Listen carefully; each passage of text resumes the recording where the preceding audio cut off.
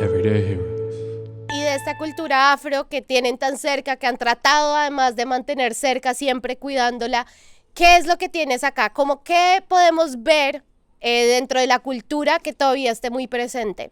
Bueno, muy presente todavía y que se conserva, no solamente en San Marcos, sino en toda la costa Caribe, es la parte espiritual, es la forma en que todavía nosotros nos congregamos, cómo hacemos nuestras juntanzas, cómo hacemos nuestra música, cómo hacemos nuestra danza, cómo hacemos nuestro baile, cómo son las preparaciones de nuestras comidas, cómo son nuestras construcciones. Entonces, desde allí siempre estamos, queramos o no queramos, estamos ligados a esa espiritualidad misma de África. A veces a veces uno mira videos, por ejemplo, de personas de África y dice, no, pero mira, bailan champeta y nosotros somos como iguales y no tenemos ninguna relación.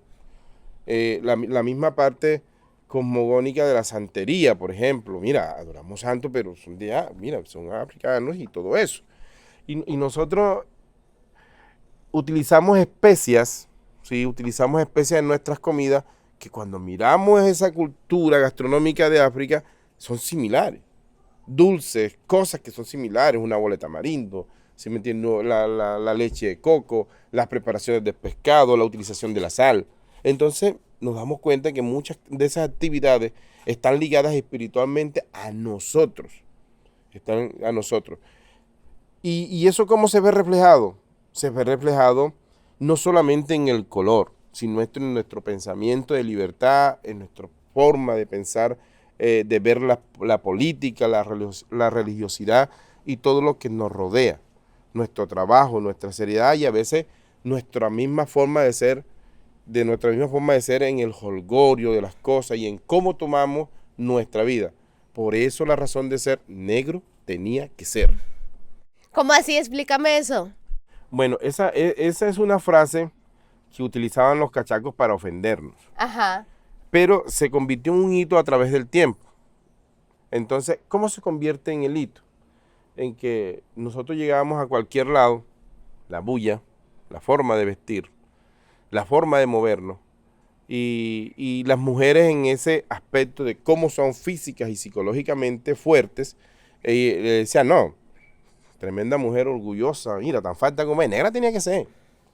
Y ese negro tenía que ser, nosotros no lo aceptábamos, sino como una ofensa, y nos dimos cuenta, no, que esa es nuestra fortaleza como tal. Sí, negros somos, y negros seremos, y estamos orgullosos de ser negros, y estamos orgullosos de vestir de vestir diferentes, estamos orgullosos de hablar diferente. En Colombia hay 5 aspectos de negros diferentes. Están los de La Guajira, los de la costa Caribe entrando de Magdalena hacia acá. Sí, entramos al medio, al Baudó, hay una también. Y esos, los del Pacífico, pero también entran a la parte sur del Pasto y los de la parte del Amazonas. Y todos tenemos unas cosmogonías y unas formas de ver el mundo diferencial. No es igual entrar al Palenque que entrar a la Rochela. No es igual, son costumbres totalmente diferentes y enraizadas en muchas cosas diferentes. No es igual hablar con el negro de San Marcos que hablar con el negro de San Onofre. Son totalmente diferentes. Y es una particularidad que se da hasta en la narrativa.